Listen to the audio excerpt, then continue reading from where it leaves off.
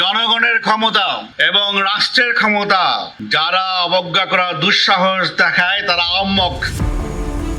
পুলিশের সাবেক আইজিপি বেনজির আহমেদ দুবাই কারাগার থেকে মুক্তি পেয়েছেন এমন খবর প্রকাশ হলেও এখনও আনুষ্ঠানিকভাবে এই তথ্য নিশ্চিত করতে পারেনি বাংলাদেশ পুলিশ। তবে বেনজির আহমেদের ঘনিষ্ঠ দুটি সূত্র একটি জাতীয় দৈনিককে জানিয়েছে গত বৃহস্পতিবার বেনজির আহমেদ দুবাইয়ের কারাগার থেকে বের হয়েছেন, এমনকি তাদের সঙ্গে কথা হয়েছে বলেও জানায় ওই দুটি সূত্র।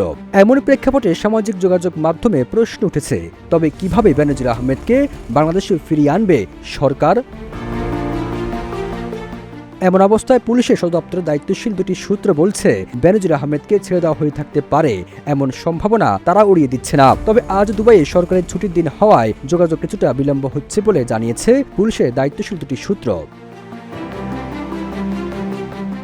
বেনজির আহমেদকে কোন আইনি প্রক্রিয়ায় বা কি শর্তে ছাড়া হয়েছে এবং বর্তমানে তিনি কোথায় আছেন এসব তথ্য স্বাধীনভাবে নিশ্চিত হওয়া যায়নি। এর আগে দুদকের করা একটি মামলার প্রেক্ষাপটে ইন্টারপোলের সহযোগিতায় বেনজির আহমেদকে দুবাই পুলিশ গ্রেপ্তার করেছে বলে জানিয়েছিল বাংলাদেশ পুলিশ।